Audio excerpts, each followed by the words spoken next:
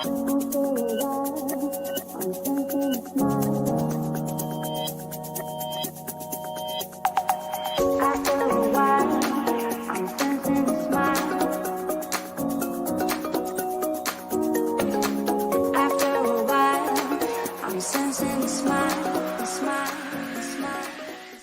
welcome everybody, it's Dan. Hope you're well today. I always start laughing at the start of the podcast because honestly, you'd think, wouldn't you, after 800 of these, I actually know what I'm doing, and not quite convinced that I do. Apologise for that noise, don't really know what that noise was. Anyway, look, hope you're well today.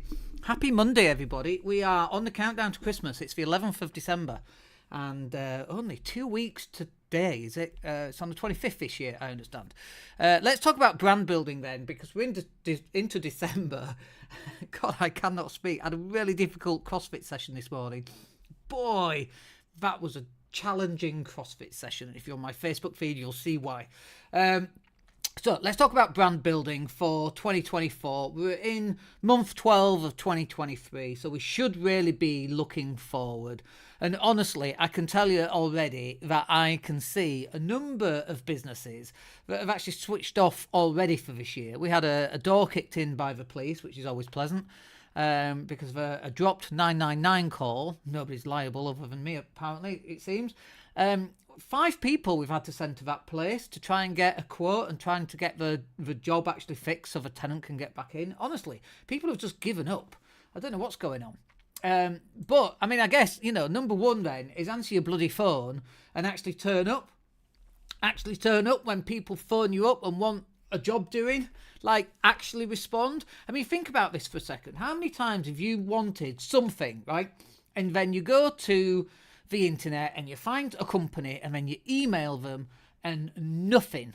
You don't even get a reply. Like, have you even read it? And then even worse is you go to Facebook and it's someone that you know and you say, can you do this? I want this. I've got this problem. I need to solve this. You're the person, right? And they don't respond for days. And I'm like, I've gone, dude. I've left the building. I'm elsewhere. I've got stuff that needs to get done, and I'm not prepared to wait for you to answer your bloody emails. So before I've put all of this in place, how about you answer your bloody emails? Now, if you're thinking I'm having a go at you, and you do answer your emails, then you can relax. I'm not. But if you're not answering your emails, come on, guys. It's 2023, almost 2024. Answer your goddamn emails. Check your Twitter, check your LinkedIn. And I'm terrible at LinkedIn, but I still check it every couple of days. Minimum. You've got to be responsive. Otherwise, what happens is they go, oh, Dan can help. Dan doesn't check his email for 3 days. I've lost that bit of business. Like, I don't get it. The very first priority of any business, right, is to reply to a message. That is absolutely the first priority of any business. Name me a business that is successful that doesn't put its customers... Oh, my God, there's loads, isn't there? Like British Telecom, British Gas. All right, they're big businesses who can just shit all over people, which is exactly what they do. I hate them. But small businesses like yours and mine, we've got to get in front of people, and then we've got to answer the bloody phone. We've got to reply to message requests and emails and all of that kind of thing. That's rule number 1 of Fight Club. Rule number 2, I think I've missed a big one on Fight Club. Rule number 2 of Fight Club is... what is it? It's to market. You've got to get in front of people, which nicely is a nice little segue there into talking about what I need to talk about. Getting in front of people. Like, how are you going to get in front of people in 2024? That's really the biggest question that I think you could be answering. Yeah, as well as, you need to answer your phone. Get that. And reply to emails. How are you going to get in front of more people? That's it. That's all you've got to ask yourself. What is that? And there are plenty of different options for you. So, for example, you could have a billboard on the side of a building. You can have a bus advert, an advert on the side of a bus. You could have an advert on the side of a taxi. It's going to drive around, pick people up. You could get on the radio and either be interviewed on the radio, or you could run some adverts on the radio and the same on TV. You could run down the street half naked, covered in jam and feathers. You'd probably get some publicity from that. And by the way, that's not a suggestion in case you happen to do that and people go, well, I listened to Dan's podcast and he said that's what I should do. That's not what I'm saying. I'm just saying that if you did that, you'd probably get some space in the newspaper and you might get on TV. Maybe not for the right reasons, but Donald Trump said any PR is good PR, which I'm not quite convinced about with Donald. But you've got to get in front of people. So how else is it? I mean, you know, for us, obviously, the easiest and most simplest thing is what we're doing right now, which is going live. So we are live on YouTube, Twitter, LinkedIn, Facebook across several accounts. I think we're live on Twitch. We can't go live on TikTok because we've not got enough subscribers, but that'll happen at some point, I'm sure. We're relatively new. We're not relatively new. We are brand new, really, to TikTok. And, you know, it's a challenge for us because we're not something that we're not used to, but we're getting there with it, you know. So your job as well is to not only expand where you're promoting yourself, but you've got to increase the amount that you're promoting yourself as well. So imagine this, right? Imagine, here you go, for Thursday next week, the whole of Channel 4, we're just going to run your adverts. And you can have as many as you want. What are you going to do? And you'd be like, oh no, I'm good, thanks. I don't want any adverts. Like, you not going live on social media and you not putting video out on social media and images and video and audio and podcasts and all that stuff, writing long form. I wrote long form copy this morning on Facebook. If you're not doing that, that is the same as going on Channel 4, having 3 adverts and going, nah, I'm good, thanks. Of course, you're not going to get the reach that Channel 4 has right now. And I understand that. And your reach right now on social media might be, I don't know how many friends you got. Let's say it's 1,000 people and 20 of those 1,000 actually see your stuff. Well, that's 20 that you didn't have yesterday. And if you do it again tomorrow, it might be a different 20. And if I do it again the next day, it might be a different 20. And the next day, and the next day, and the next day. And what is it? 50 days later, you may have got in front of 1,000 people. All of your followers might have seen you. Or you could even message them one by one going, did you see the live I did yesterday? Go and take a look. It's really useful. I think you might like it. Or at minute 14, there's a really good thing I was talking about. I was having a rant about people who don't go live. I don't know what it is, right? Minute 7.5. And so you've got this opportunity to get in front of literally not only hundreds of people. And by the way, let's talk numbers, by the way. Let me finish that sentence. Not only have you got an opportunity to get in front of hundreds of people or thousands of people or tens of thousands of people, you've got an opportunity to get in front of hundreds of thousands of people. And you might not get there. You might only get a couple of thousand people, right? You know, one of my shorts a couple of weeks ago got 2,500 views on a YouTube short, for example. And we talk about business, for God's sake. It's but boring. It's dull. Ooh.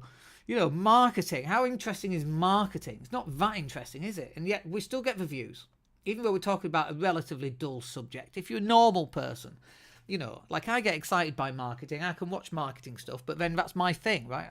I'm like an accountant who likes spreadsheets. I think it's a bit weird. Some people love that stuff. But it doesn't matter what it is. You've got to get out and get it in front of people as often as you can and as many times as you can. And I would ask you, how many times did you go live in 2023? How many videos did you upload in 2023? Now, I know I can go to YouTube and select a time period and it will tell me how many videos I've actually uploaded. And I guarantee it will be a lot. And like, is that what you should be doing? Yes, is the answer. I'm just going to actually go and have a quick look. Just see if I can actually get that information for you, because I think it'd be quite interesting. If I'd have thought this through, I would have done it before we went live, but it's me. It's not something I overly did. So, content, I guess. Analytics, content. Let's see how many videos we've got in the last 365 days. Should we have a look at that? 60,000 views in the last year. Like, that's not even a lot. Like, that is literally not that much, right? Because it's marketing. 41% of people viewed, 59% swiped away. I'm trying to see actually how many videos we produced and I don't think it's going to tell me that. By the way, the 60,000 views that we've had this year is up 187% more than the previous year. So think about that. Subscribers are up 58, which is not a lot at all. But it's a channel about digital marketing. Like how many people are watching that? Not that many. But that's up 263%, and we've got 961 likes, which is up 133% in the previous 12 months. And I don't think it's going to tell me there how many videos we actually created. And if it does, I don't know where to find that information. But that is a significant amount of video that we've produced. And this is the key, right? People are like, oh, but, I'm not getting thousands of views per video. I'm only getting 5 or 6 views. Sometimes we only get 5 or 6 views. Like, a good video is 200 views, right? And you're like, that's dreadful. And 100%, it totally is dreadful. Gary Vee gets tens of thousands of views, but he's in America and he's Gary Vee, right? I'm definitely not Gary Vee. But, like 35 videos, for views, 31 views, 28 views. In the last, let's see, the last 28 days, my top video, 2,699 views, and the next one is 457 views. So we're not even getting that many views. It doesn't matter. It's irrelevant. The key is that you've got to keep producing as much content as you can. I'm just looking for my top performing video. It was only 3,300 views. And we've had quite a few over 2,000 actually. But like we're producing putting out 4 or 5 videos every single day, right? And we're not getting a huge amount of views. But are we closing business? That's the important question you should be asking yourself. And yes, we're closing business. The last 30 days, in fact, for November, basically, we had more strategy sessions in November than we've ever had at any other point. And bear in mind, people are kind of counting down towards Christmas. It's tough out there. People are not looking at spending money and so on. But it just reinforces the point that you have got to get in front of people. I don't care how you do it. If you go around knocking on every business door that exists in your postcode area, then that's what you should go do. You have to get in front of people. Easier than doing that is going live and getting 4 views here and 20 views there and 50 views somewhere else. That's an easier way of doing it because you can put out then a lot of content. Next one then is you're going to have an offer of some kind. So for us, for example, I mean, our business is more of a consultative approach where, someone needs a website, let's say, and it's like, well, let's get you on a call because I need to know what's going on. What's happening with your website? Is it a new website? Are you a new business? Is it an existing website? When was it last done? How many visitors are you getting? What's the problem with it? We took on a website last week. It was half done and the business owner was doing it. Very nice person. But they were kind of getting in front of their own way, if you like, because they were like unconfident about their ability to do websites. And actually, the website wasn't too bad. It wasn't brilliant, but it was all right, And they came to us just to finish it off. And so that's in the pipeline and it's all been done now. So we have to have a consultative conversation we call the strategy session. So our initial offer is basically to get someone on a call with me to find out, okay, dude, what's going on? How can I help? What's your problem? What are you going through? Talk to me. Tell me what's happening in your business. Where are you? Where are you going? So for us, that's really our offer. Sometimes it could be that we get people on board. We do website hosting for like 15 quid, and we do like unlimited backups. We do backups up to 7 days, and then unlimited email addresses. And first port of call for support is to us and our team, which is very, it's a very good support team that we have in place. And so people come to us for that. But what's your offer? Sometimes we offer free downloads. So we've got a document that we've created like 2 years ago called 52 Topics to Go Live About. And every so often someone will download that. We've got a £27 property sourcing training. We've got £27. How much is the podcast cost? Can't remember. 27 quid, I think. Might be 97. We've got a £27 course about creating courses. So that's some of the lower end stuff that we offer. And then we've got a pipeline. So our content's maybe £500. We do SEO, which is like, I think that's 350 or 450, I forget. Prices just gone up. But we have all these different offers that are going out all at various times. And somebody who's like, oh, I do need a website. I do need Facebook ads. I do need some content created.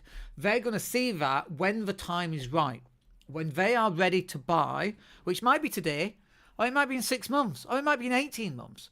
But because they've seen all of our stuff going out, they're like, oh, that's the guy that I need. Who's that guy again? That northern guy who sounds like a northern idiot. Who is that guy? That's who I want to have a chat with, because we've been consistent all the way through, and you should be consistent as well. And then the next bit is in the follow-up. You know, when someone makes an inquiry with us, we want to get them on the call. Sometimes they don't book the call, so we have to follow up for the call. Or sometimes we get them on the call and then they take no action.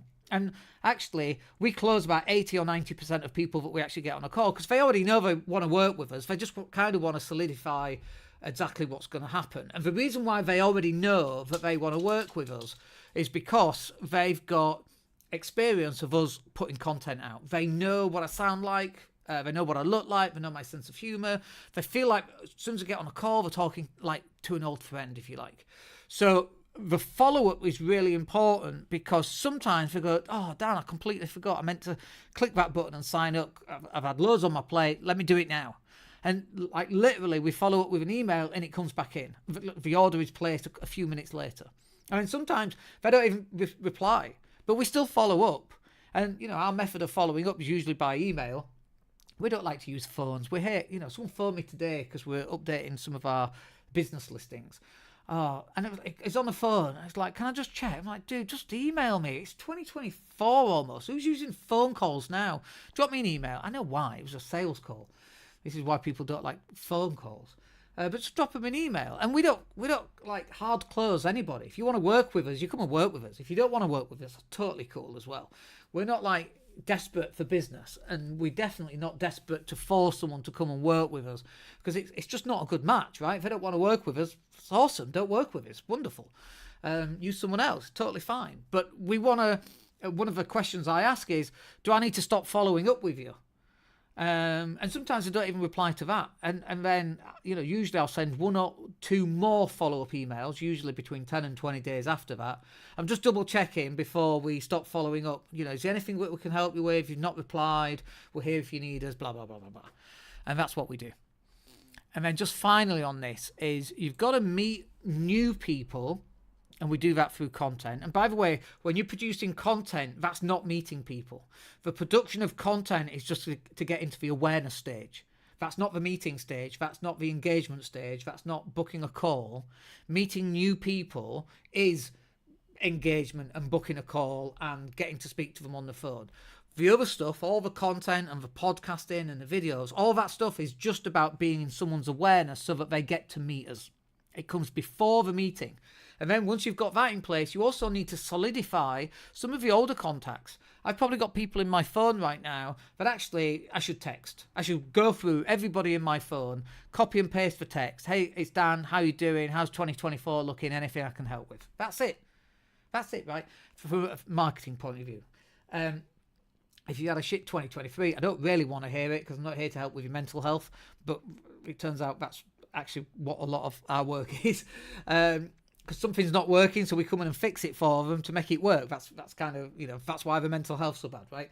So, but what is your methodology of, one, meeting new people, getting them from the awareness stage and getting them onto a call? So, like, I was potentially in Leeds this week, and I was going to put out on Facebook, I'm in Leeds, anybody need a meeting, right? So now we get to go and meet people that go, actually, I do need to speak to him. I'd rather do it face-to-face. Let's go and have a pint or a coffee at the Queen's Hotel or Starbucks or whatever, right? So that's me meeting new people. And also, I'll go through the list and I'll be like, oh, I've not spoken to them for a while. Let's meet up for a pint or a coffee or a curry or whatever that happens to be. Let's go get absolutely shit-faced. Whatever that happens to be, right? So you have to solidify these relationships with people that you've known for quite some time as well. And if you consistently do this week in, week out, day in, day out, then you're going to start having a lot more success than you had in 2023. People buy from people that they know, like, and trust. But if people don't know who you are, they're not going to like you, certainly not going to trust you, because they don't know who you are.